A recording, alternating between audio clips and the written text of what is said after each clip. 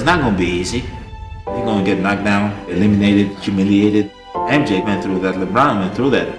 All those things is part of being great. You cannot keep me down. Giannis punishing the Suns. Flex on him, Giannis. We are built for this. The job is not done. You cannot keep me down.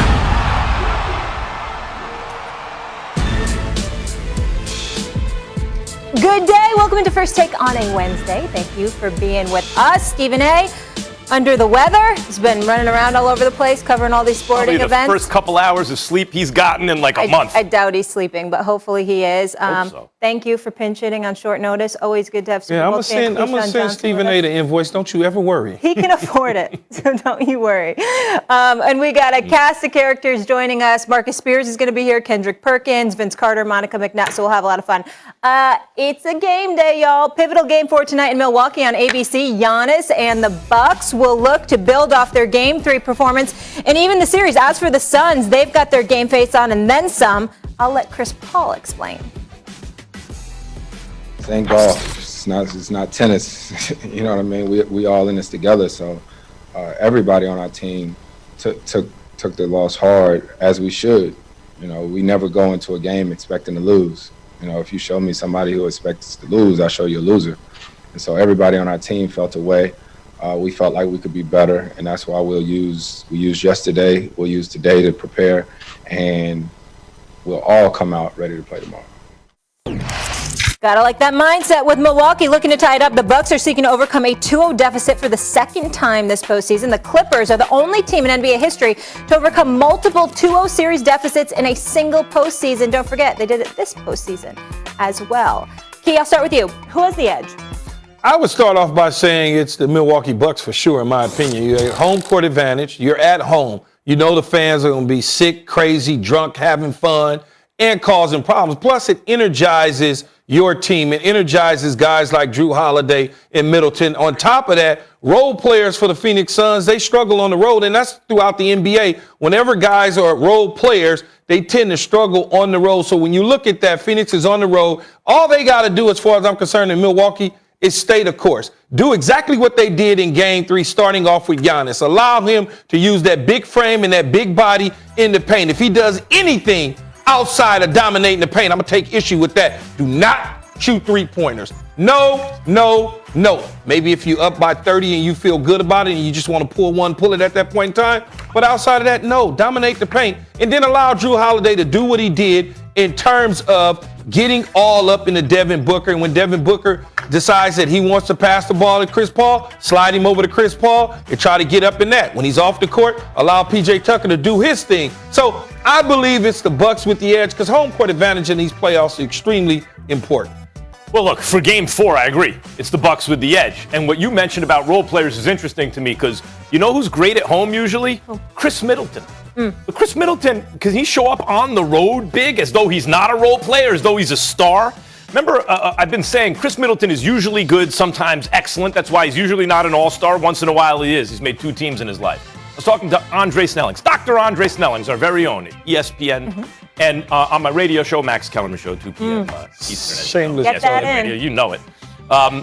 And he was saying it's not that Middleton, he's right about this, not that Middleton's usually good, sometimes great.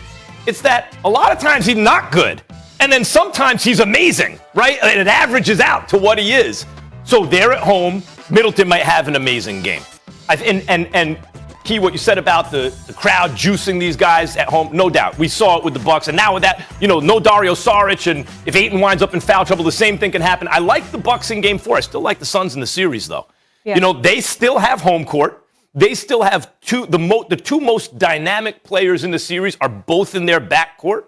And as much as Giannis might want this, I don't think anyone in this series wants it more than Chris Paul. So I agree with you for Game 4. For the series, I think the Suns still have it. Well, it's going to go back and back ping pong. The home team wins, right? You go 2-2, you even the score. Now you go back to Phoenix, they win. Now you go back to Milwaukee, they win. And then in the end, it falls in Phoenix's lap. And at that point, Game 7, anything can go. Right. Do you expect a big game? Go ahead. No, until the road team wins a game, it's whoever has home court's probably going to win. Do you expect a bounce back game from Devin Booker? Because we've seen what he's done with the back against the wall.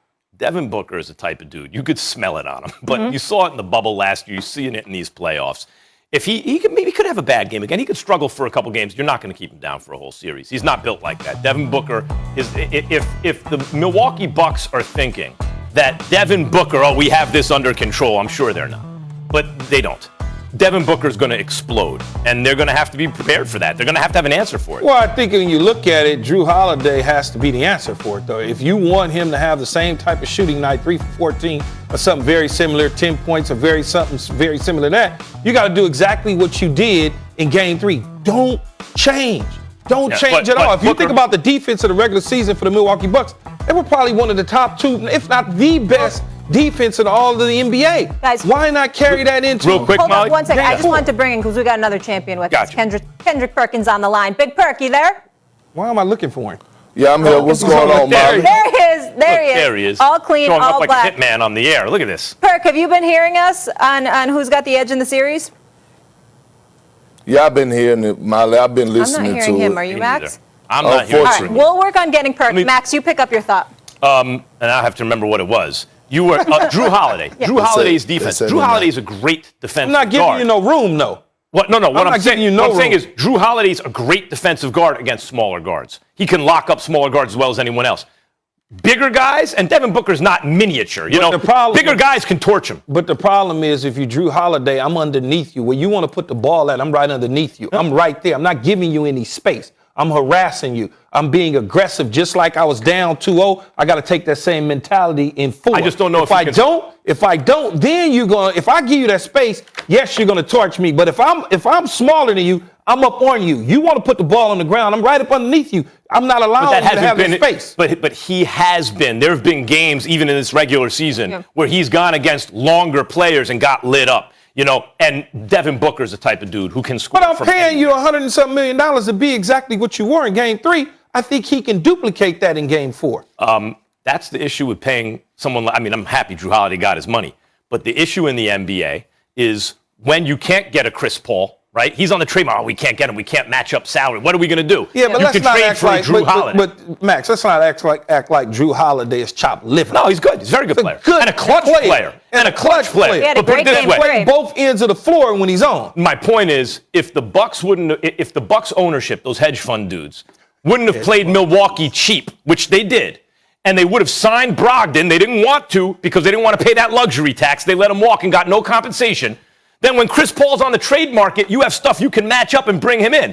And if Chris Paul were on the Bucks win the chip this year. Yeah, but I don't think they do. You can't start thinking about the ifs, though, Max. No doubt. You can't worry about what they didn't pay somebody luxury tax because you didn't know that you were going to see Phoenix in the finals. You had no idea you would even be in the finals. You hoped to be in the finals, which they landed in the finals. Lucky to be in the finals. Well, shoe here, shoe there, yeah. A lot of that luck because of injuries. That's where I want to go now. Right. Key, your city, but not your team. So these playoffs have been devastated, by injuries. Kawhi Leonard, just one of many. Leonard had surgery to repair his partially torn ACL. The Clippers said the surgery on Leonard's right knee was successful, and there's no timetable for his return. Leonard missed the team's final 8 playoff games with a sprained right knee, and the Clippers enter the offseason with Leonard's health a player option in his contract and can choose to opt in for $36 million in 2021-22. Leonard doesn't have full bird rights, and that would restrict him to a 4-year, $176.2 million deal. That's real money. If he declines the option, according to Bobby Marks. I'll start with you, Key. What does this mean for Kawhi's future in LA? It means nothing other than signing that extension for 4 years. Why even think about leaving and going anywhere else? I mean, you had the short stop in Toronto. You won the championship, but you put this team together essentially in Los Angeles with the Clippers. You went out and got Paul George. You were part of the decision-making to move on from Glenn Rivers, who was Doc once upon a time, but now wants to be called Glenn. You decided to say, hey, we want to move on from this, and you're important to the city. This is what you wanted to do. So talking about leaving or going somewhere else just makes zero sense. Plus, Ballmer's not going to allow that to happen. He's going to do everything within his power, along with Ty Lue, to keep the top player on their team. Why wouldn't you? Damn. Doc goes 10 deep in the playoffs instead of shortening the rotation, and Key took his PhD away. He the one said he wanted to be referred to as Glenn Rivers, so I'm trying my best Being to say respectful. Glenn Rivers and not Doc. That's going to be hard Got to win another championship. Then it's back to That's going to be hard Doc. to break, though, because we've been calling him that for so many years. But yes, we will. this is the thing about Kawhi. I don't think he should leave LA either. And my guess is he won't, although people have been talking about Miami, and you could understand why. But in LA, he has a great coach and an excellent team. And I believe, had he not been hurt, they would have won the championship this year. You know what I think is going on with Kawhi right now? What? Because we always apply this to LeBron. And it happened to Kobe, and since Michael Jordan, like once upon a time, you did not have to win the championship every single year. And then people were saying, what's wrong? You didn't win the championship this year. Like Magic and Bird traded years where they won championships. But the problem with this now, Max, is you're putting it together to win the championship. So we're expecting you to win it. Okay, but the point is this. LeBron is held to the Jordan standard. Every year he doesn't win the chip. What happened? So is Kawhi, though. Like, Kawhi has been Finals MVP twice. Together to win the championship, though. Eventually, it doesn't have to happen in years one or two. When you go out there and you tell your organization, go get me that, go get me this, that's because you're trying to win right now. Well, you're not saying go get me this, that. Let me ask you 2 years, 3 years. I have a question. Okay, so let's say Kawhi, in the first 4 years that he's a Clipper, wins a championship. Is that a huge success? But we're not waiting 4 years. But it's already For been the Clippers franchise, we're not waiting. It's already been 2. I get it. And if the next 2 years he wins one, he did it. Those first 2 years have been a disappointment to people like your friend Marcellus Wiley, who is a Clipper fan. That's a disappointment because we went out, we gave up draft picks, we spending money, we fired a coach. That's what we wanted to do. I wouldn't say it's a disappointment yet, because it's such a disappointment. That's my point. Such a disappointment. We all have to take a step back and say, no one's Michael Jordan. As soon as you give him a crew, he wins it every year. There are going to be years where you don't win it. Kawhi wins one with the Clippers. It's a success. This is not the Brooklyn Nets and KD. KD signed with a torn Achilles. We knew 1 year was going to be wasted.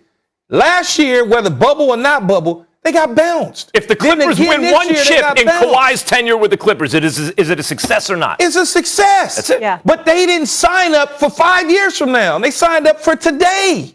Yeah, that's okay. Not only one team can win it. All right, agree to disagree. First you don't succeed, try again. Hey, Perk, you got me now?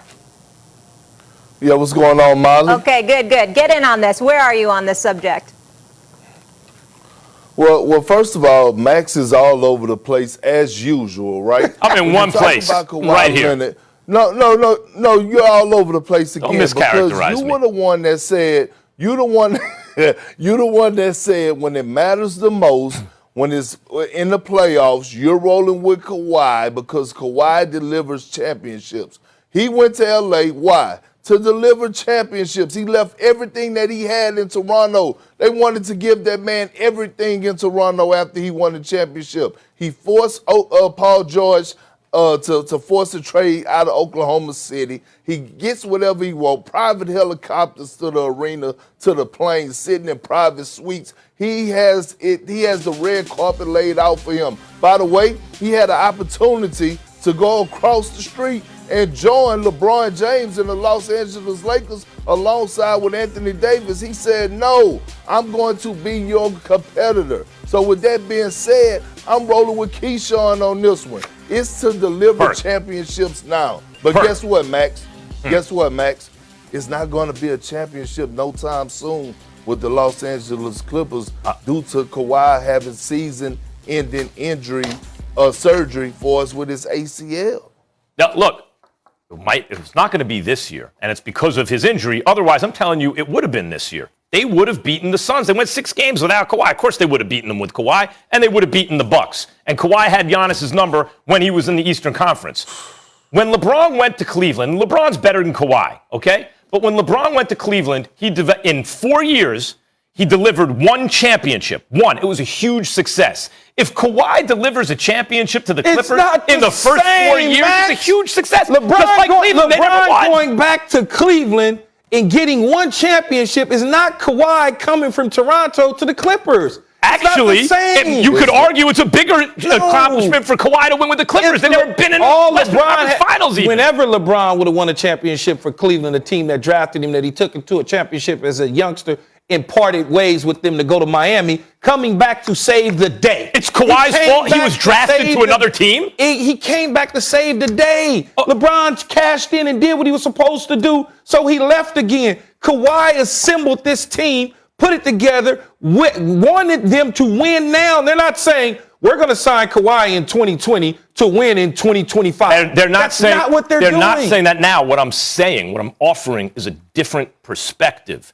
Kawhi, from the area, didn't have a choice where he was drafted, maneuvered his way back to his hometown.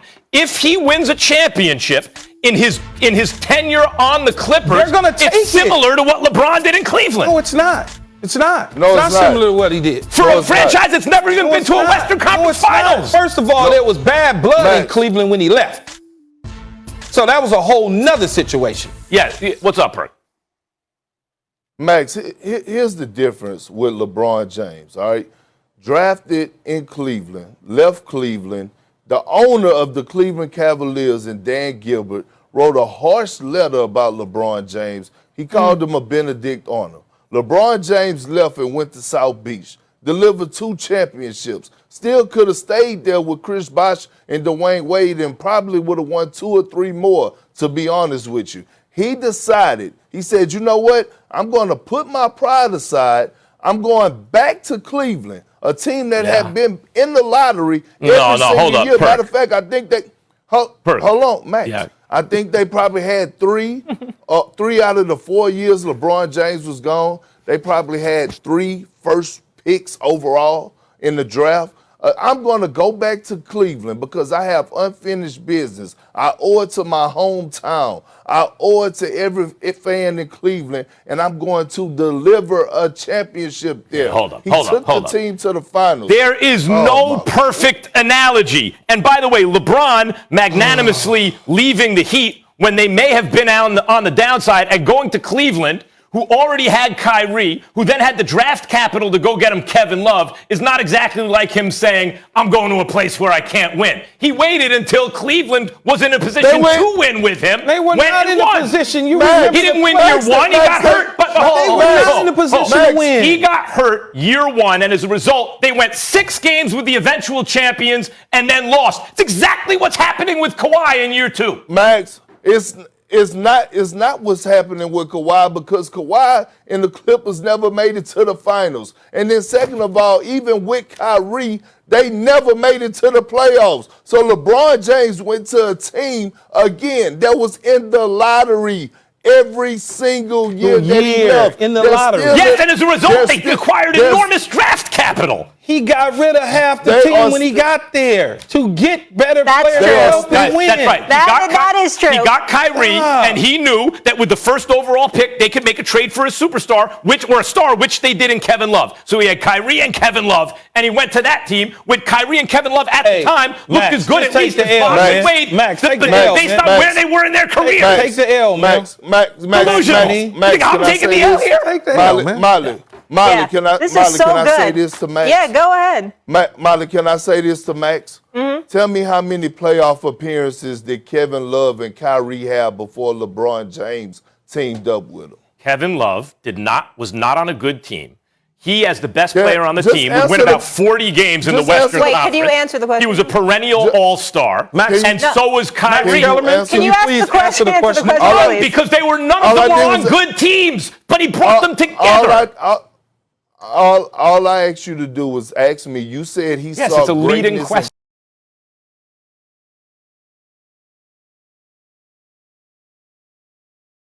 Kyrie and Kevin Love or whatever. I asked you how many playoff appearances. Elicit an answer that makes it sound like you're making a good point when you're not. And then when LeBron left, where did the Cleveland Cavs go from there? They still, Keyshawn, they still in the lottery. Every time LeBron leaves, no doubt, LeBron can get you there. But are we going to pretend that he wasn't playing with 2 other All-Stars? But all I'm going to say to end this one here quick, Molly, is that Kawhi is staying in L.A. He's going to sign his extension. Why follow LeBron James to Miami? I just don't see it. You wouldn't come with him around the corner like Big Perk said to go in the other locker room. What the hell are you going to go to Miami for now? Especially when you're from California. And my point is, the Jordan standard, which says you always have to win the championship every year, is an unfair standard to apply maybe to everyone except LeBron, because LeBron's on that level, Kobe's on that level.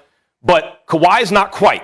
if Kawhi wins a single championship, I'm not hiring you as on my general manager, if Kawhi wins a single championship while he's on the Clippers, it was a resounding success, and I believe But Max, I think part of it is because he could have stayed in Toronto. He had won a chip there. they weren't going to win another Molly, one. nobody is paying. Kawhi didn't do all this to wait 10 years to win a damn championship. It's every single year. No one was beating And LeBron it's the whole and AD. King of LA thing. It's to compete Yeah. with Well, the Lakers. You know this. It's right now. It's that rivalry at Staples. Come on. All right, that's all she wrote. That was fun, guys.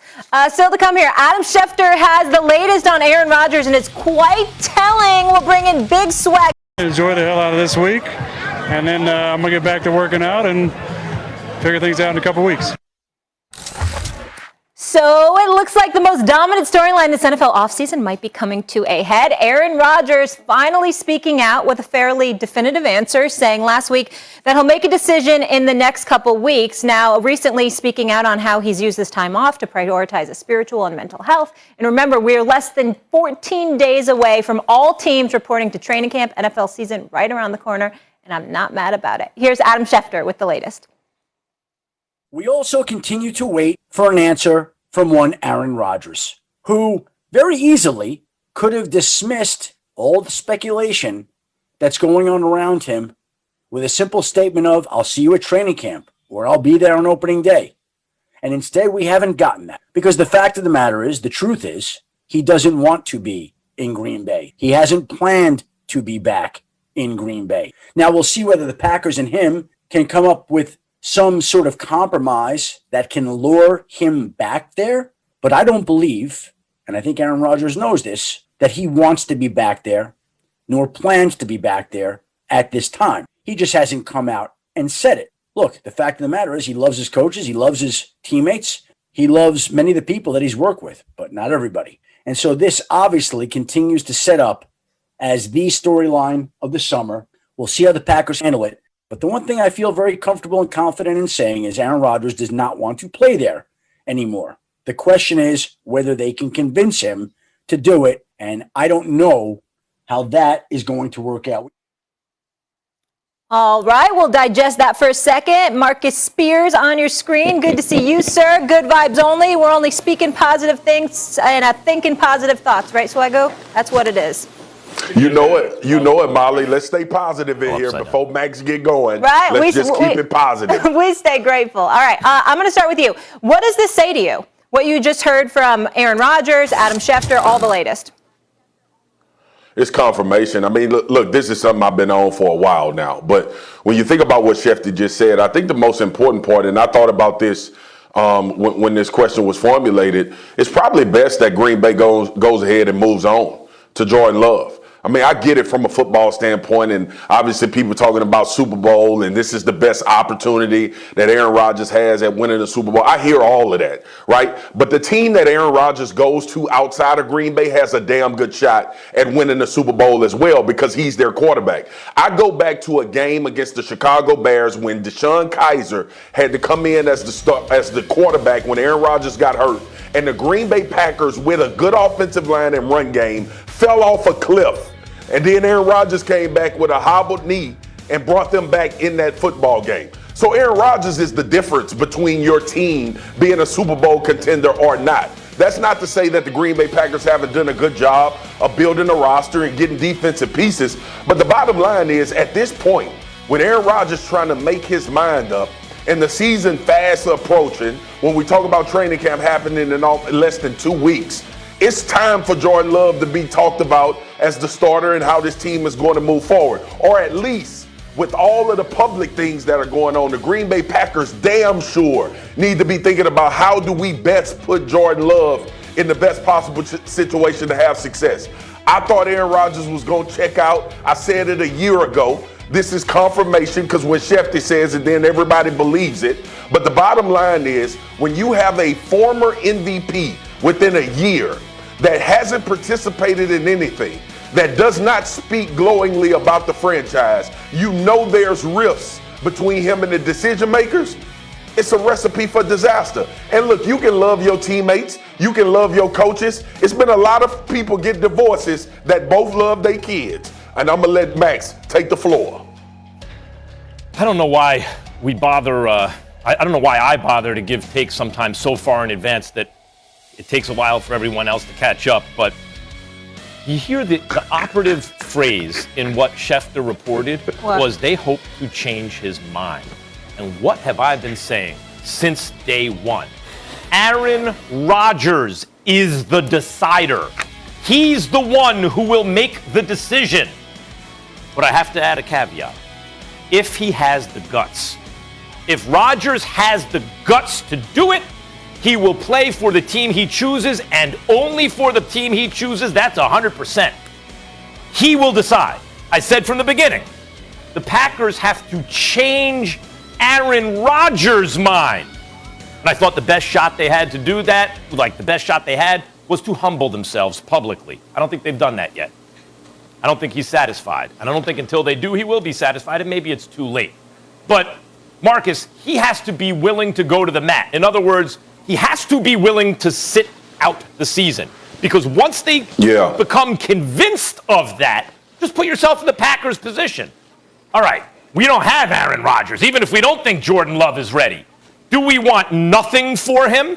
Well, but it's a big cap hit, blah, blah, blah. Do we want nothing for him? Or should we take 3 first-round picks, a good player, and like a 4th-round pick? Because that's what the package would look like. Now, here's the other thing. Rodgers is also going to decide where he goes to play. If he has the guts, Rodgers now needs the guts to follow through and be willing to sit out a season.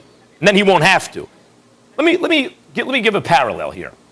In the NBA, Anthony Davis wanted to play for the Lakers. That was no mystery to anybody, right? The Celtics wanted Anthony Davis. So Rich Paul, who actually has a responsibility, has an ongoing relationship with all these teams, right? He has to tell the Celtics, he's not going to re-sign there. It's not where he wants to be. What happens when an agent starts telling all the other teams that is their offers come down. They're not going to give up everything they have for a rental, right? So now the price comes down to the point where the Lakers could afford Anthony Davis. They didn't have enough trading chits to get Anthony Davis unless everyone else's price came down. So he let everyone know, I'm not playing for you. I want to play for the Lakers. Same thing here. If Aaron Rodgers lets, for example, all the teams know, I want to play for Denver. Now Denver can afford him. They can get him. And the Packers will certainly take that offer instead of getting nothing. But Marcus, this all depends now that we're at the 11th hour. Does Rodgers have the guts to follow through with what he wants? Max, I love that you said that, and I love that we got good vibes and you and I don't have to disagree. The point that you just made about Aaron Rodgers is the key, and I'm with you. I've said it as well. Aaron Rodgers holds the cards. All this damn leverage talk about the Green Bay Packers and the money that he's going to have to get back, and I keep telling people, you don't think that Aaron Rodgers knows that? Like, we're not having this damn conversation without Aaron Rodgers being up to speed on all of the things that can transpire based on him not showing up to the Green Bay Packers as well. That's why originally when we started this conversation, I said the Green Bay Packers better start focusing on Jordan Love. They better start rallying this team and these players in this locker room better start rallying around this young quarterback. I don't know if he's going to be good or not. I don't know if he has the goods to be a starter in this league. I know it's an unfair advantage. It's an unfair situation that he's walking into because the moment he's not playing well, everybody's going to be talking about, well, we could have had Aaron Rodgers if the franchise would have did the right thing. But beyond that, when we start talking about getting to the point of playing games, and to Mac's point, that's why it's so important. Aaron Rodgers has to have the guts to not only sit out, but continue to keep non-communication with the Green Bay Packers until they say something about him being moved that he likes and his agent likes and his team likes. But when we start focusing on football and we get on the field, we can get rid of all of this damn emotion that everybody is talking about over these damn ESPN airwaves about Aaron Rodgers as a football player. And at some point during the season, you're going to want to play football. And Aaron Rodgers is going to Green Bay because that's his best chance to win a Super Bowl. Do you not think that Aaron Rodgers knows all of that? All right, Aaron Rodgers is not operating in the same mind frame with all of these hopeful, optimistic people here at ESPN talking about it. I'm not naming names, damn it, they know who they are. But when we start looking forward to this picture and we start trying to make this make sense from a football standpoint, the Green Bay Packers, their brass and their coaching staff and the players around him better start focusing on Jordan Love. Marcus, I think there's one exception to that. If I was Mark Murphy and Gutekunst, there's one exception to that because I wouldn't give up on Aaron Rodgers yet. The problem is they've never shown the humility to be serious about keeping him if Rodgers has the guts. If Rodgers doesn't have the guts, then they're right to bluff, basically, because they'll wind up with him. But if Rodgers has the guts to stick to his guns, the Packers will buckle. They have no choice, right? So they've never truly humbled themselves. Here's what I would say. If I were Mark Murphy and Brian Gutekunst, right, and I wasn't done with Rodgers yet, and if I were them, I wouldn't be done with him yet. I would try my best. And my best would be I'd copy down the speech from Happy Gilmore that Adam Sandler gave Chubbs. Remember Carl Weathers, right? When you are wrong, you're like, oh, he needed help. We were knocking on a Super Bowl door. We drafted the first time we ever drafted an offensive player in the first round, a skills position guy. We drafted his replacement. We didn't talk to him about it. Okay. You can't just come out with a mealy mouth, oh, we wish things were better. You have to come out and say, we were wrong, you were right. We are stupid, you are smart. You are attractive, we are not very good looking. You have to do the whole Adam Sandler speech from Happy Gilmore. You have to humble yourself publicly at a press conference and beg him to stay. And I forgot who suggested this. It wasn't me. It was someone else. I think it may have been Louis Riddick. Trade Jordan Love.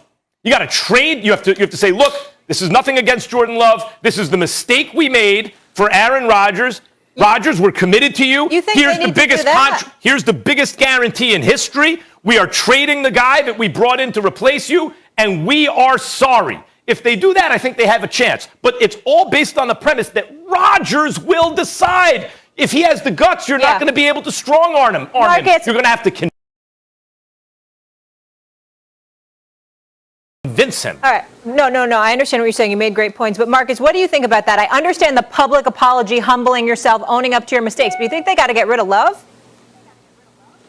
Hell no. I don't. Listen, and then what?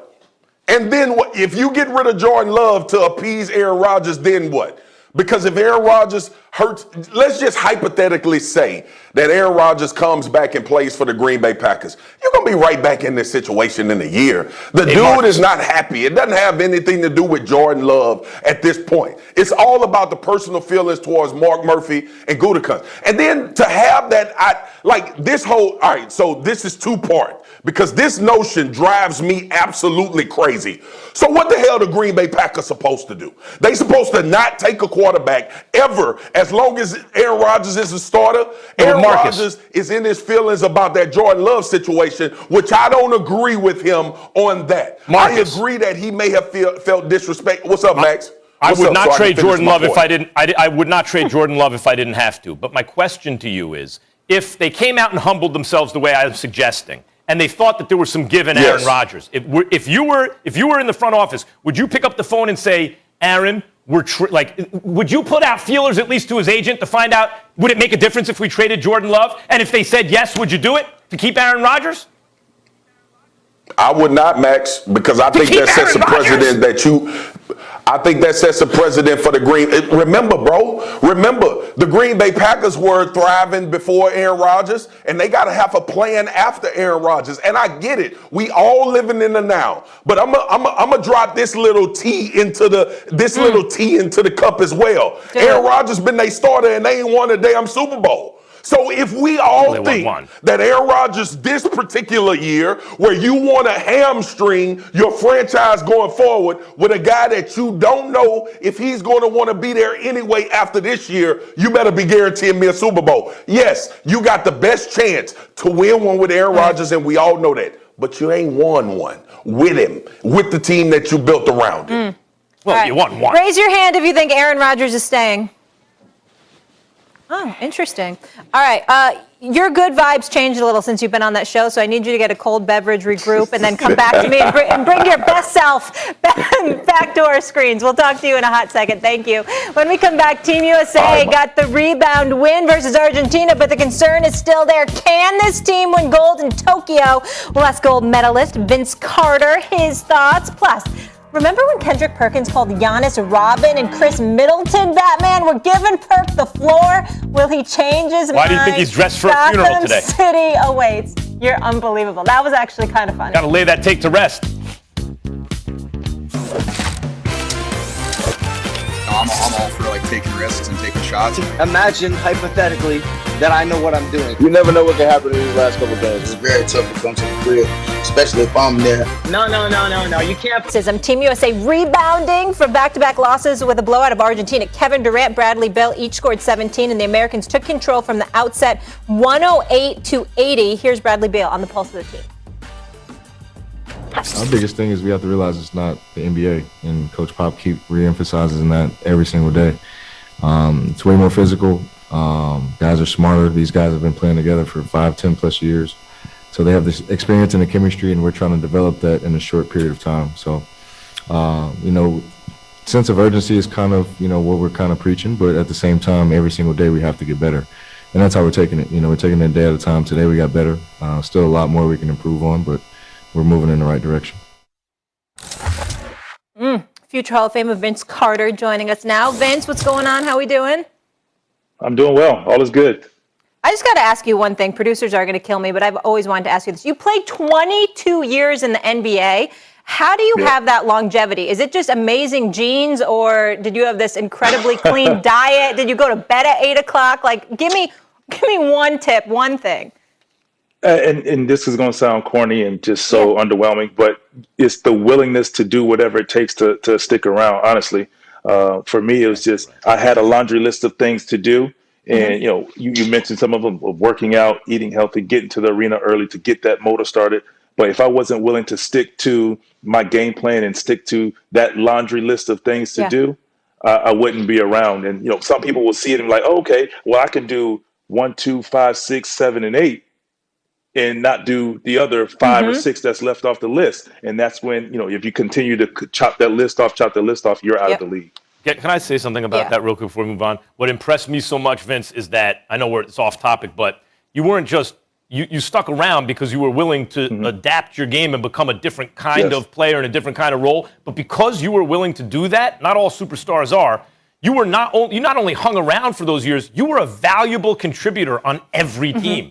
Like you were a player that any team would want to have, even super late into your career. It's very few guys have ever done that. Yeah. Thanks for indulging me. Thanks, first of all, Max. And let me say this. I felt it was humbling, obviously going to a reserve role. And as you get older, how can I stick around and what am I willing to accept? And I still had to make sure that jump shot was still working. And, as long as you're making shots, you'll stick around. It was wet late in your career. You know it. All right. But a ton of respect, honestly, for that discipline and consistency and longevity. It's remarkable. All right. You also won a gold medal. So are we too concerned about Team USA, Vince? Talk to me. Anytime the U.S. team lose, it's of concern, no doubt. But I think the conversation in the locker room, I hear people talking about the roster. Well, the roster is what it is. We can't do anything about that. So how do you fix it? Well, I think on the defensive side, first and foremost, on-ball defending and the three-point line, guarding the three-point line. Nigeria shot the lights out from the three-point line. And it made them vulnerable on the dribble drive, because now you're trying to close out late, pump fake, they're getting in the paint. Patty Mills right here, like shooting the fadeaway 3, but then he's able to get into the paint and getting layups. I mean, you don't see him doing that in the NBA game. So that is the thing. Look at that. Just on a Kevin Durant type guy, there's things you cannot allow in this game because you're going to see Jokic, you may see Gasol. And a few other bigs, Gobert, not really a offensive threat like that. When I'm talking about as far as having size, they have enough and they have enough scoring, but you still have to guard the ball to keep them out of the paint because and I think establishing roles when we need scoring, here's who we have: Kevin Durant, Damian Lillard, Bradley Beal, and of course Booker, and maybe you can put Middleton when they get there. Those are our guys, and everybody else kind of falls in line after that. I think that is the concern of understanding what's what. And then in the last thing I'm going to add is the schedule. You know, these guys are not trying to get their legs back.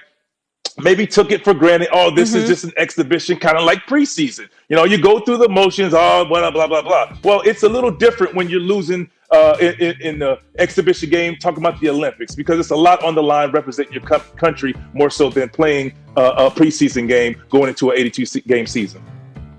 I think we are appropriately concerned about this team, Vince. Look, when we send, and Pop and Bradley Beal were talking about this at the press conference, when we send a team like this, first of all, this is not our very best team. Our best roster would be Steph, Harden, Kawhi, if everyone was healthy. Steph, Harden, Kawhi, LeBron, KD. And our sixth man would probably be AD. And our seventh man would be Damian Lillard, right? So what we have on this roster is one starter and our seventh man as our two best players probably on this team.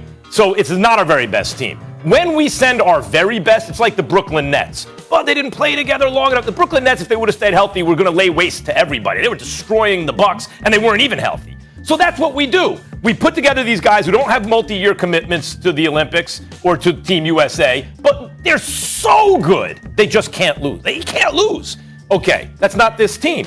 When we go down off our very best, the world is caught up. Most of these teams that we've lost to and, or that are competing with us have 3 or 4 NBA players, 3 or 4 EuroLeague players, right? A half dozen dudes at least who can play.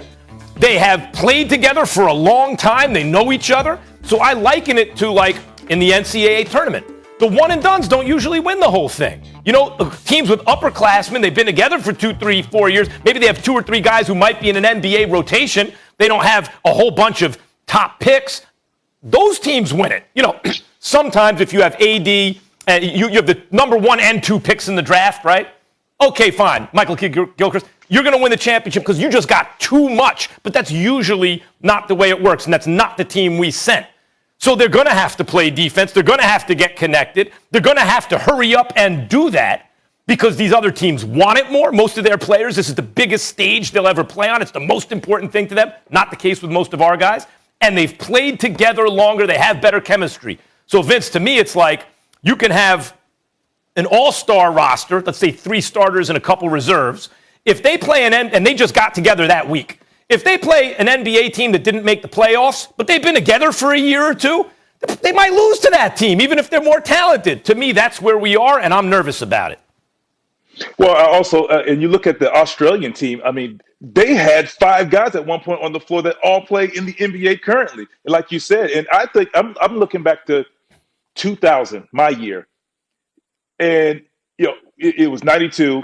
You know what that is, 96. And then there was our team, and they were like, oh, can we win it? And, it was like, oh, it's more parity because there's more European players now entering in the NBA who know these players. And it's not the wow or awe factor anymore. And these guys are like, yeah, I mean, I play against these guys every day. They can actually give you a scouting report on these guys. Not like, oh, we watched them on TV. It's like, I know what to expect. So I think the first 2 games, these guys kind of like, yeah, we're trying to get ourselves back into it.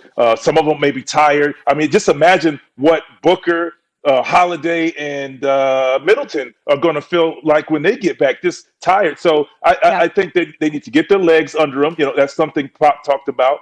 And just understand, no, we need to go and dominate like we're supposed to. I think they're good enough. They have enough scoring. And the biggest adjustment I think Pop made was putting a scoring starting 5 in there instead of defensively. And because you can switch everything. They're going to switch regardless, but they needed scoring. They needed scoring, particularly if you don't have your legs. Yeah, and Vince, it didn't hurt that they heard all the chirping from all of us here on television to get it going with that lopsided win. All right, so 2 more exhibition games, then they begin Olympic play against France. And I really wanted to show that ridiculous dunk you had against France. We can't. Oh, yeah, He's not even allowed in the country of France after that French advice dunk. Banned for life. Give me like your top 2 dunks ever. I just want an excuse to show the footage. Well, it's unfortunate we can't show that because there's a wonderful story behind it because I didn't realize it. But most talked about to me is the Alonzo Mourning dunk for a lot of reasons. I mean, historic. I mean, top 5 all-time shot blocker or whatnot. And just having a conversation with RJ prior to that at halftime, and then it came to fruition. And then, then the dunk against the Pacers. And both of these dunks, honestly were protecting myself. The first dunk on Zoe, I protected myself to take the hit, and that's what was the result. The dunk against the Pacers, they had the Bruise brothers. So I see Dale Davis coming down on the one side of the paint. So I said, let me go to the other side of the rim. And, fortunate for me that it was right there and I dunked the ball backwards. But I was protecting myself. That's why I turned my body against Zoe. And that's why I reversed dunk. You see here on the baseline drive, I see Dale Davis coming. So I'm like, no, I'm going to the other side. The range of players he's played against, just looking at this footage, Max. I know, right? It's unbelievable. It's like all grainy and then last year. It's ridiculous. Oh my goodness. Yeah, I mean the Frederick Weiss dunk. Like, you need to apologize to Frederick Weiss, to his family, to his ancestors. I mean, what? Dude, you must feel some remorse somewhere. That was remorseless, Vince. Do you ever watch that and be like, damn, man, that wasn't even right what I did to that man? I still am wowed by it because I didn't know that happened during the game. I found out after the game of actually what happened, and I won't tell all the story, but you can look it up. There were some stories that Frederick Weiss had a rough time dealing with this. With his hard health. to watch. Yeah. And like you said, not being allowed in his country, and he had to play in Spain. And all of these, he's now allowed back. He's now back in France, and I know he's a broadcaster at some level. So I'm glad he's doing well now. I'll say that. No, really interesting story. Imagine a dunk sending someone's life sideways. That's a dunk. Unbelievable. So great having you on. A story time with Vince anytime. You just let us know when. We'll be here, same time, same place. We'll talk to you soon. Stay safe. Always a pleasure. All right, guys. Take care. When we come back, is today the day Kendrick Perkins finally admits Giannis is the Bucks? Giannis has scored 50 paint points over his last 2 games. Only one other player has recorded at least 50 points in the paint over a 2-game span in a single final series over the last 25 seasons. That player? Shaquille O'Neal. Giannis averaging over 17 points in the restricted area in the finals. Shaq is the only other player that has averaged that many points in the restricted area in a single final series over the last 25 postseasons. In the comparisons, they don't stop there, y'all. In Game 3, Giannis made 14 shots within 5 feet of the basket, which was more than the entire Suns team combined over the last 25 postseasons. Only one other player has made that many shots that close to the hoop in the finals. You guessed it, Shaq. I'm not trying to, focus in what people, have to say about, my game and how I should play. But it always comes back to me, and what I believe and how I can get better and what I see 2, 5, 10 years down the road. I believe that year by year, if I'm healthy and I keep working hard by the grace of God, I'm going to keep getting better as a player. I'm going to be more effective. But going down the, the line, the road, I feel like, yeah, I can get better. I don't think I'm there yet, but I feel like I get way better. But the specific things, that I have to do, that I believe I can get better, and I'm willing to do it. Always getting better. Let's get this combo percolating. That would be percolating with a K. Max, I'm going to start with you, though. What do these finals mean for Giannis's legacy? Oh, my God, everything. Could you imagine if he hyperextends his knee in Game 4 of the conference finals, and then they win. Then they get into the conference finals. Without Giannis, they never did that before, but without Giannis, now they do that. Oh, that's bad. If he doesn't show up, that's bad. It's not just the upside. It was the potential downside. But for him to show up on the hyperextended knee and play the way he's played, particularly in games 2 and 3, is enhancing his legacy, in such a big way. But again, it's not just the upside, it's the swing, it's the pendulum. It went from, oh my God, this is a disaster, Giannis. You guys were getting smoked by Brooklyn. You only got advanced because Brooklyn was hurt. Otherwise, you certainly would not have advanced. And even under those circumstances, when LeBron and AD aren't there in the West, and all these, you have a path here. Even under those circumstances, you guys only get in once you get hurt. It would have been disaster, and instead it's so good for him. There's a reason that Shaq identified Giannis as the first guy since he retired he can have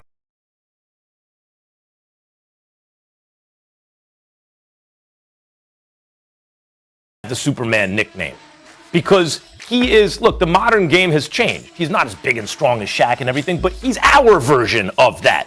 Physically dominant. And when he imposes himself and gets some help, right? At home, he got some help. On the road, he didn't get as much help. When he gets some help, you can see in the finals, he's playing at finals MVP level, just as Shaq always did. You know what, Max? I agree with you. Let me say this. As far as with Giannis' legacy, he's polarizing, okay? He's the most dominant player in the game today. And if Giannis takes it to another level and win this championship and wins finals MVP, then I think we ought to give him the credit as being the best player in the game of basketball, right? Dethrone LeBron James, Kevin Durant, whoever else. What he's doing right now, putting on display in these finals in Game 2 and Game 3 is phenomenal. Now, I will say this, okay?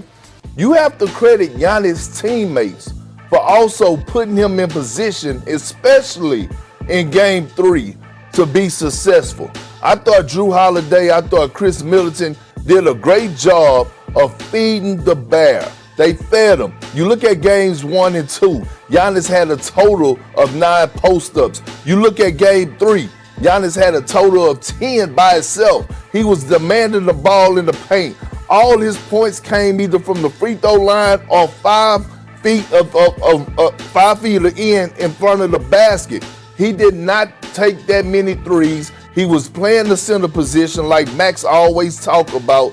When I look at Giannis and the way that he's dominating, the way that he's imposing his will, playing around the basket, being a live threat to the basket, playing those dunker spot areas, being in the paint to get offensive rebounds. This is what Giannis do. This is what he always should do. And when he does that and buys into his role, he's one of the best, but he's the most dominant player in the NBA. So here's the question now, Perk. Are you dressed for a funeral because you're ready to lay to rest your Batman Robin take? Are you ready to lay that take to rest? You said Middleton was Batman and Giannis is Robin. Is that why you're dressed for a funeral today?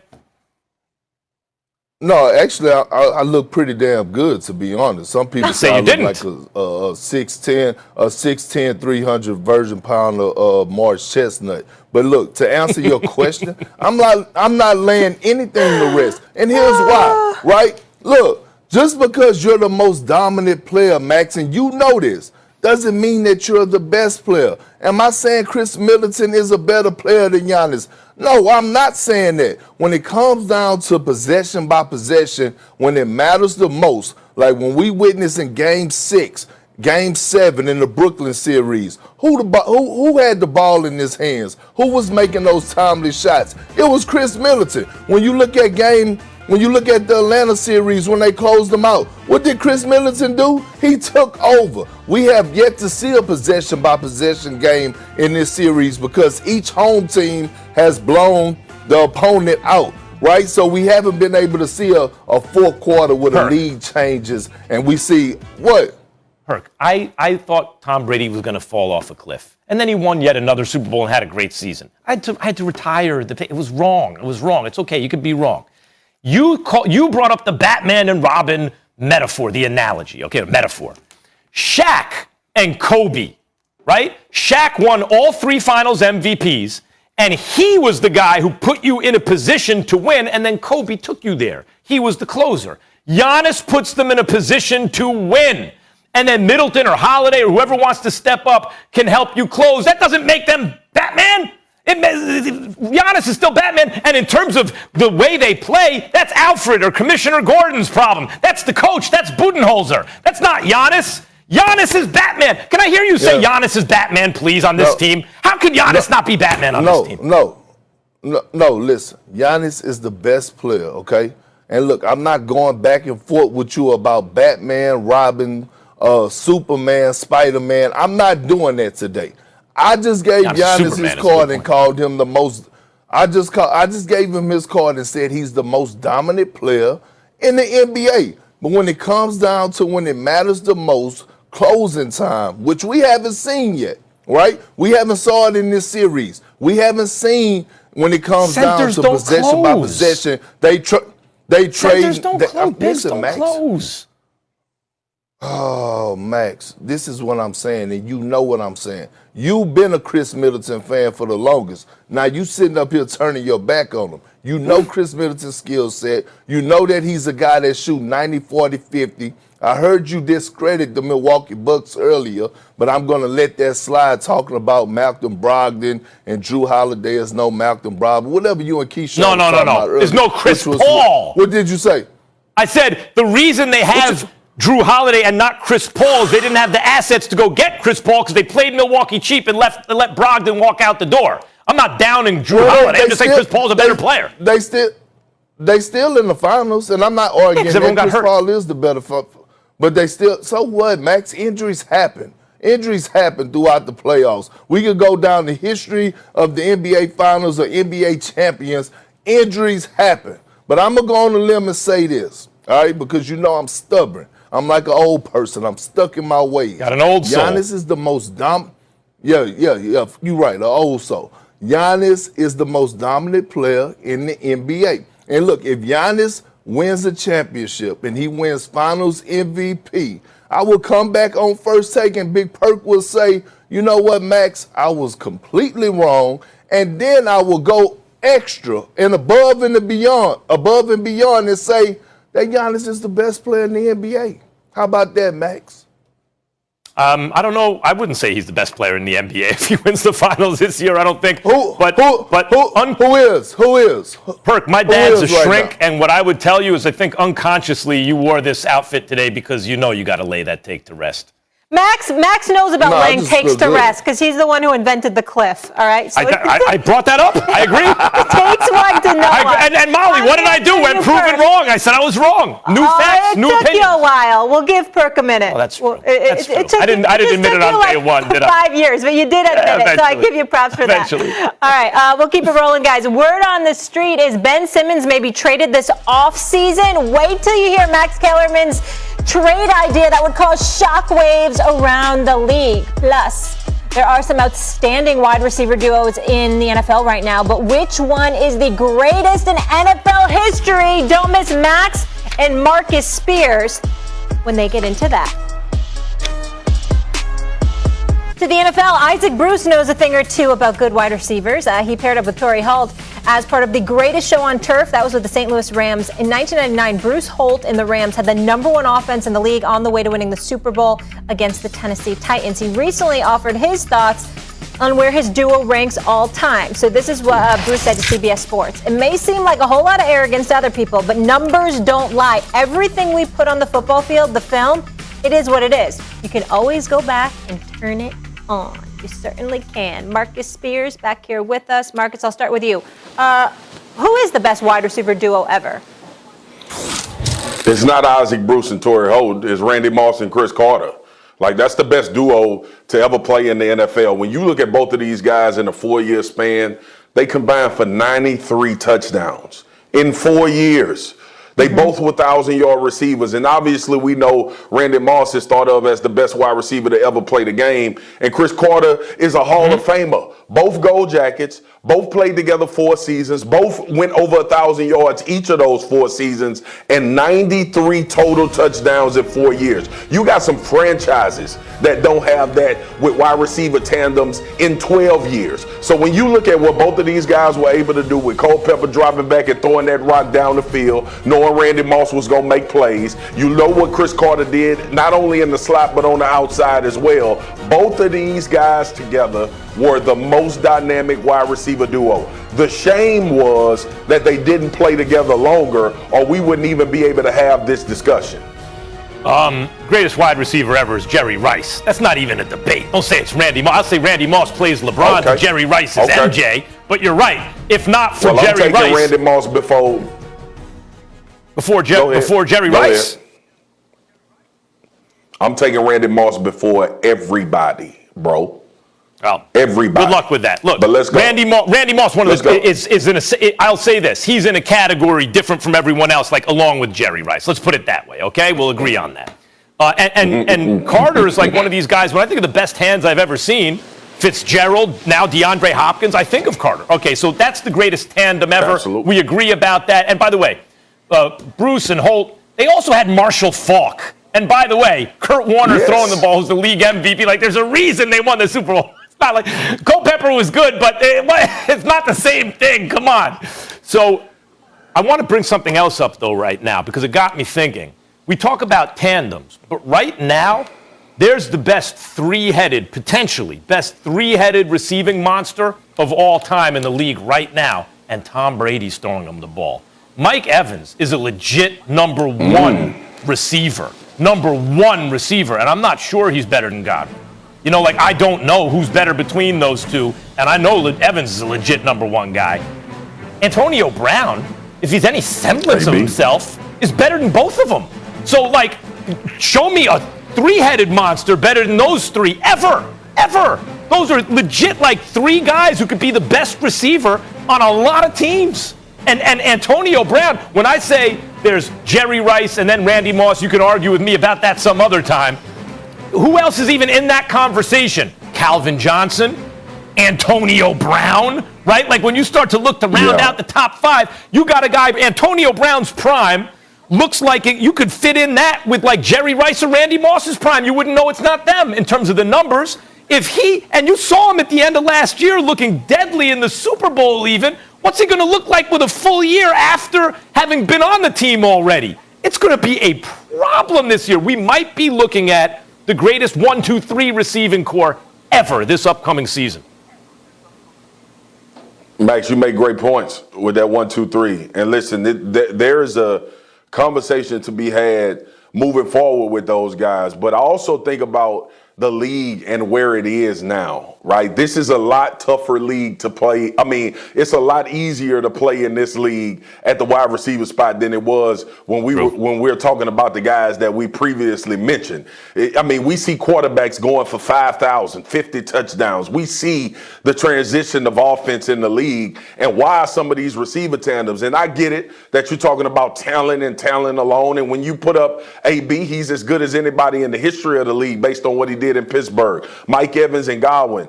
But I also think about these guys that we mentioned as far as Chris Carter and Randy Moss. And even if Jerry and Terrell Owens would have played together longer, they may be in that conversation for best overall. But I got to go back old school with these wide receivers, man, because it's just a different league now. And we know that it has a direct impact on how these guys play as opposed to the NBA. I think the skill set in the NBA translates in any era. The physicality in which you could play in football and how you can bump guys down the field and how offenses have changed and transitioned, it's harder for those guys like Chris Carter and Randy Moss and Terrell Owens and Jerry Rice to have the success that these wide receivers are having now. So I give it a little bit of pause about bringing these guys in this era compared to those guys playing then. Absolutely. Guys make more circus catches now, though. They do things CeCe and Moss know the truth. Yeah, they do. Yeah, they do. All right. We'll leave it there. We'll check you out later on NFL Live. Marcus, thank you so much for being with us. Wagyu. All right, family. Y'all take care. Peace. Even though it didn't result in a series win, Dame was in beast mode yet again this postseason, but might he be moved this offseason? Max Kellerman sure's got a theory on that. Plus, there are some monster running backs in the NFL right now, but who has the throne? We're talking best back in the game in just a bit on First Take. Do with Ben Simmons. Simmons took a lot of the blame for Philly's second-round playoff exit at the hands of the Atlanta Hawks. According to The Athletic, the Sixers are looking to trade Simmons and would like to get an all-star caliber player in return. Here to help us with that, Monica McNutt. How we doing? I like the orange lady, looking beautiful. But now I need your analysis. Oh, Monica. Tell me this. Can the Sixers get an all-star for Ben Simmons? So yes, straight up, Molly, I'm not going to get hung up on all-star. Oh, was it me or Max? No, go ahead. It's you. All right, I'm not going to get hung up on all-star. I'm going to go with the whole phrase, guys. All-star caliber right? And so I think that, to me, that indicates maybe some fringe guys who, depending on who you talk to, maybe you talk to their local media coverage, they easily should have been all-stars. They put up numbers. But I also think that the unique part of this is going to be the position. And so someone that comes to mind for me is actually a guy like C.J. McCollum, who last year maybe didn't have his best signature year, but still is in the prime of his career, can shoot the three, can move back to that natural point guard position, and would give you a little bit of chutzpah on the defensive side of the ball. I just think this Philadelphia 76ers squad is so close, and while Ben Simmons' debacle in the playoffs was so glaring, we would all be doing a disservice to this unit to put it all on him. And so, yes, Ben has room to grow and things he needs to address in his game, but let's not act like he's a guy that's been on two-way deals over the course of his contract. I think it is fair to put it mostly on Simmons and Doc. Doc was going to rotations 10 deep, playing all bench units, and Simmons couldn't hit a shot. It was like psychotic. He had like an episode. And it's been a problem in his development. And now we're hearing he's not working hard enough on his game and all that. Monica, I think you got the right team. I think you got the wrong player. Because, and by the way, I trust Daryl Morey to make the right kind of deal, right? Like he'll find value. But let me tell you why I think you got the wrong player. I think we're all too hung up on what you can get for Simmons. Like find equal weight on the other side. What if you expanded the deal? If I were to say, or which team you think says no, I'll say Simmons, I'll say Thibault, I'll give you a player who maybe has some offensive upside like Maxey and draft picks, but I want Damian Lillard. Because how is Portland going to get better right now? How are they? They are stuck where they are. If I sent you Thibault and Simmons, now you can defend and slow down those high-powered offenses in the Western Conference. Meantime, you're actually buying low on Simmons. There's upside there. You also still have shooting. You look at, and by the way, like someone like Anthony Simons, right? Like we'll see. But McCollum, you still got him. Powell, you still got him. Covington, you still got shooting. You have defense. You can play five out with Simmons as your point guard, right? The way they did it in Milwaukee with Giannis, except Simmons has better handles, better court vision, and is a better passer. Just can't shoot at all. Meantime, the Sixers get a superstar to pair with Embiid, who in the playoffs could actually maybe help deliver them a championship. Who says no to that deal? Max, it's enticing, but I actually think there's a world in which Portland says no to that deal. If they give you Dame right now, that sets them all the way back. Are the pieces that you mentioned, do they have futures in the league? 100%. But right now, I mean, if Portland believes that their best opportunity to contend is to keep Dame in place, they can't. I just don't see Portland being able to do that right now. To me, if you lose Dame, you lose the head of the snake easily. There's no question about that in terms of what Portland does. And all those pieces you mentioned, I just, Portland says no. Portland says no, Max. Maybe, but I don't know that that's the right move for them. You're probably right because Damian Lillard means so much for them. But when you say you have to go back to the beginning of what? They ain't doing anything. Portland ain't doing anything now. They're not advancing in the playoffs, really. They're not making deep runs. We don't expect them to make deep runs. They don't have enough. They don't have cap room. They're not a location free agents are pounding down the door to be at, right? There are better teams in the conference that are only going to get better. But what I'm saying is you get Ben Simmons now, who has superstar. He does everything except for shoot the ball. You still have plenty of shooting. And Thibault, in terms of the piece, like Maxey is a piece who would have to develop draft picks, yes. But Thibault's already one of the best defenders in the NBA. Monica, already, he's only going to get better. I got you.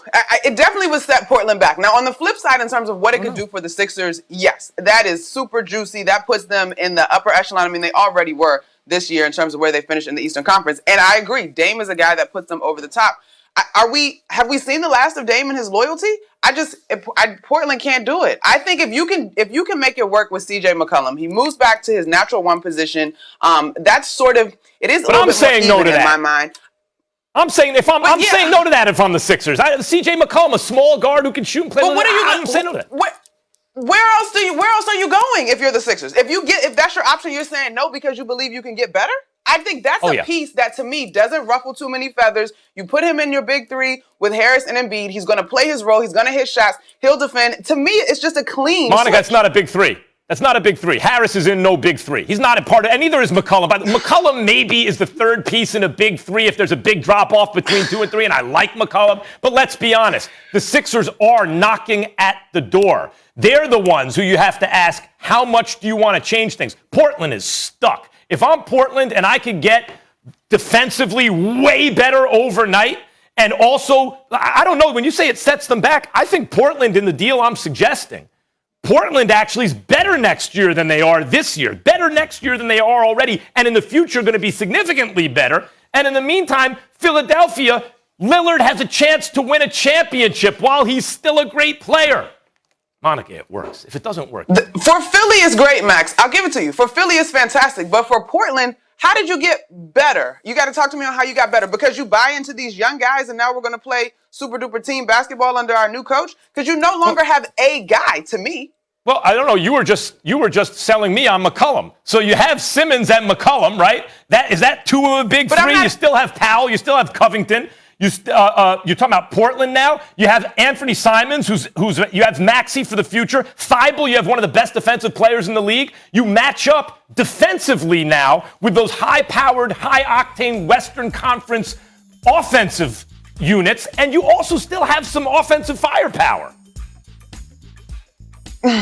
Listen, that team would play good defense. That would be a defensive unit for sure. I'm not sold on the firepower piece because I think Dame is that important in terms of setting everybody else up. Covington, Powell, all those guys, tremendous double-digit year career NBA guys in terms of being role players. But who's the head of the snake? If I get CJ to Philly, he doesn't have to be the head of the snake because it's very clear to me that Joel Embiid is the guy. Simmons has created more open looks, Ben Simmons, from three for his teammates than anyone in the NBA since he's entered the league. If you surround him with shooters, if you go Simmons and play 5 out with shooters, you can have a Milwaukee Bucks style offense with Giannis, only the guy has better handles, better court vision, and he's a better passer than Giannis. But otherwise, he can do a lot of the same things Giannis can do on both ends of the floor. Yeah, but if you're Simmons, do you want to go to Portland? Where do you want to go if you're him? I don't want to go to Portland, but... I don't know how much options he has, but then Max, so you're completely in on just get Simmons out of Philly, and what we saw that finished the playoffs was just an outlier. Who? Simmons? For Simmons. No, I think Simmons clearly has an issue with shooting. Look, the ideal place for Simmons, if you want to talk about where Simmons should go, you know where the best place for him actually would be? They couldn't get him, I don't know. Would be the Lakers, because in LeBron, you need to pair him with a player who has the gravitas to say, hey, kid, you're not going out tonight. You're working on your game. Yeah. A player like him, and that's LeBron, right? Like, that would be ideal for Simmons' development as a player. I just don't know how the Lakers would swing that. Okay. I actually kind of like that, but yeah, I don't know if it's feasible. How are they going to get him? Has he been that devalued? Simmons attempted 1 shot outside the paint in 12 postseason games. I will leave you with that. Monica, thank you kindly. We will talk to you soon. Nice to see you. Thanks, guys.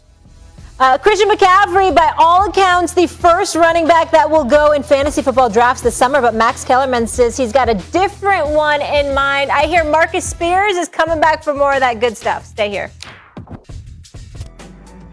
We know about the phenomenal season Justin Herbert had as a rookie. He has over 4,300 yards, 31 touchdowns, and has the Chargers feeling optimistic about their future in Miami. Tua will be asked to improve on his 11 touchdowns and 5 interceptions while splitting time with Ryan Fitzpatrick last season in Green Bay. Jordan Love has benefited from Aaron Rodgers' beef with management. He's been getting all the first-team reps in OTAs and minicamp and could be the starter if Rodgers is traded away. Then there's Jalen Hurts. After taking over for Carson Wentz late last season, Hurts is expected to carry the load in Philly this year. Marcus Spears is back in the building.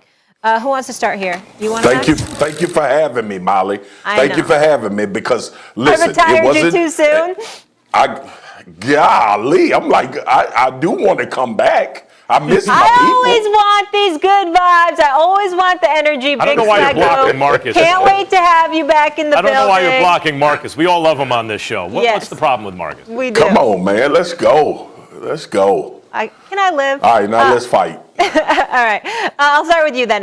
Marcus, which sophomore quarterback needs to step up the most?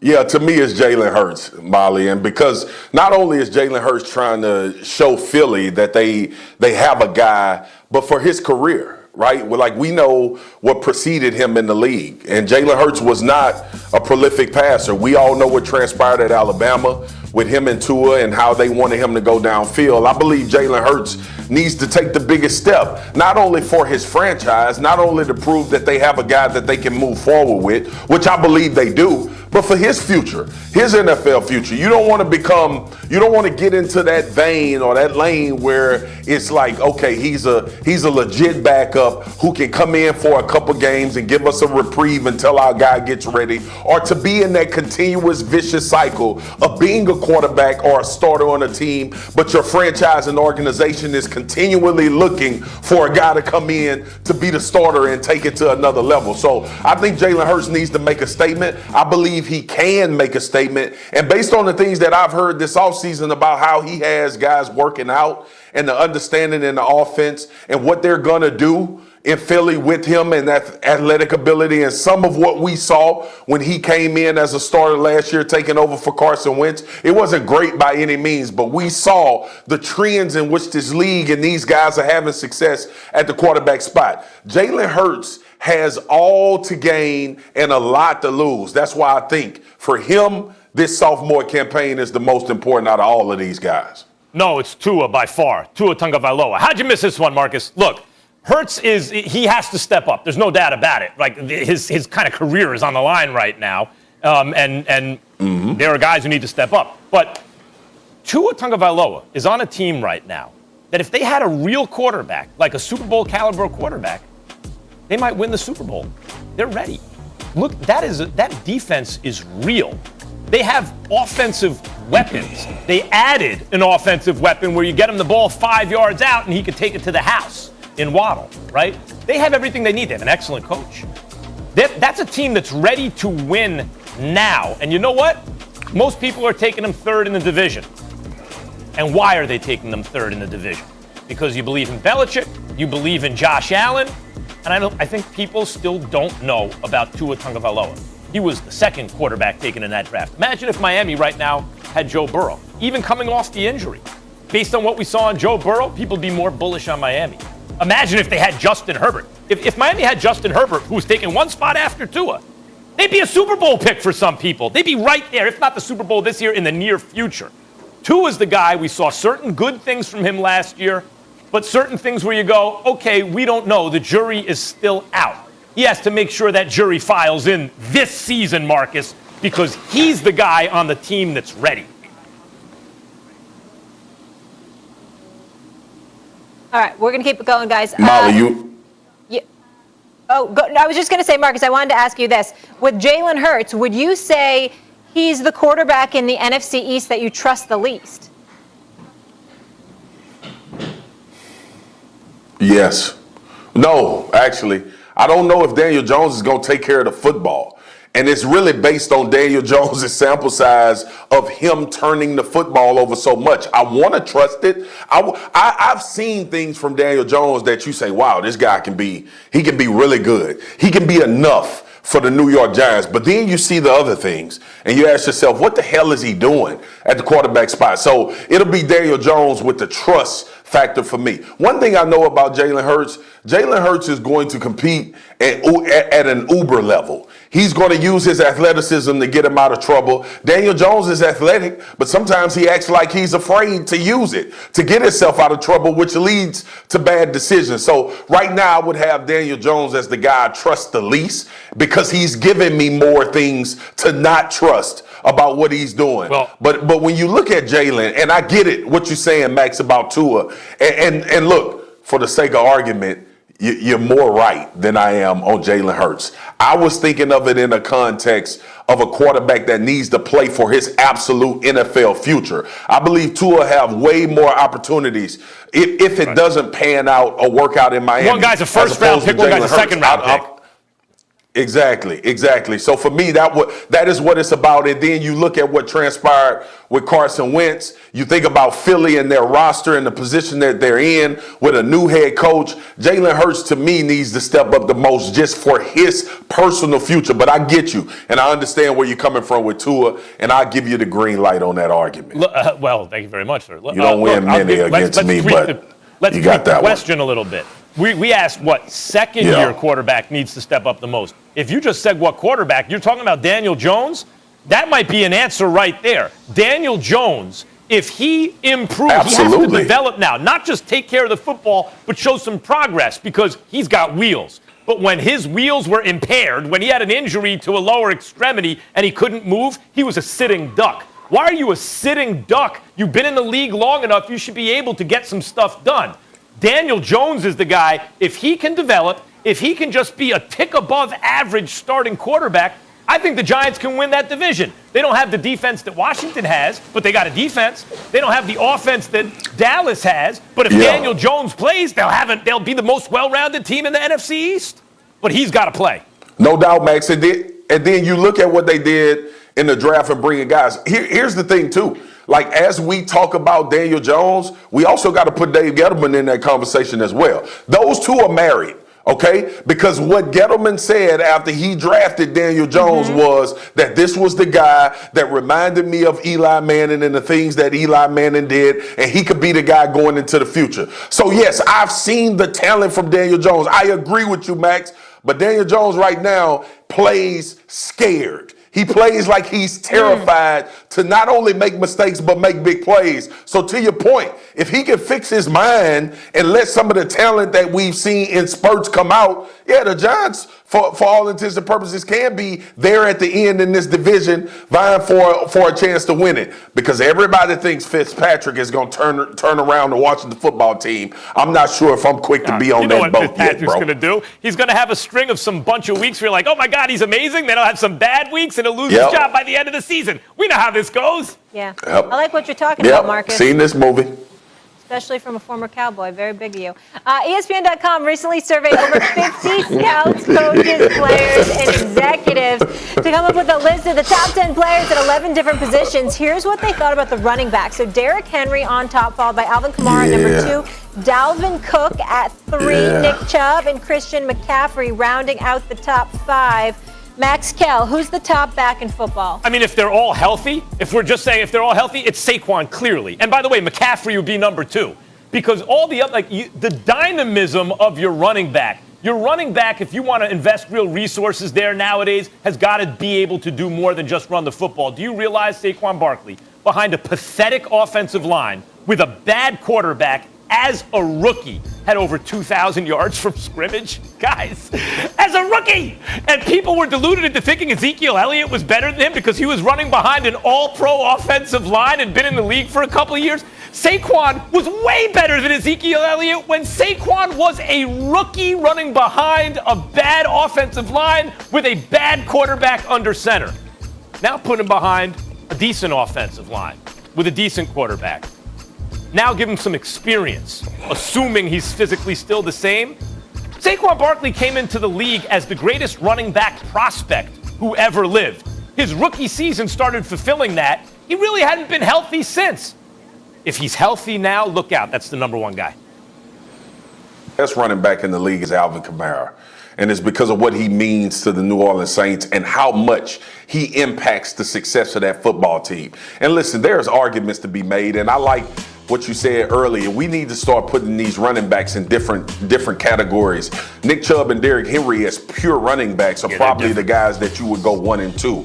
But the league needs more now. And when you look at what Alvin Kamara is doing for the New Orleans Saints, when you think about the impact that he has on a game, when you think about from a defensive standpoint coming into a game saying that's the guy that we need to stop in order to try to beat this football team, then it's not even close. Christian McCaffrey was absolutely the number 1 guy, but injuries are a factor, Max, and especially when we talk about this running back position, we have to have that as a part of the conversation. I'm with you. Saquon, from a talent standpoint, is probably the most talented running back. Not probably, is the most talented running back. When you talk about strength, skill set, what he's able to do, how dynamic he is with the football. But if you asking me, like, give me these guys. And Marcus, I need you to take a back that's going to impact your offense, that's going to give defenses more fits than any guy that you have a chance to choose out of these top 10. Give me Alvin Kamara all day long,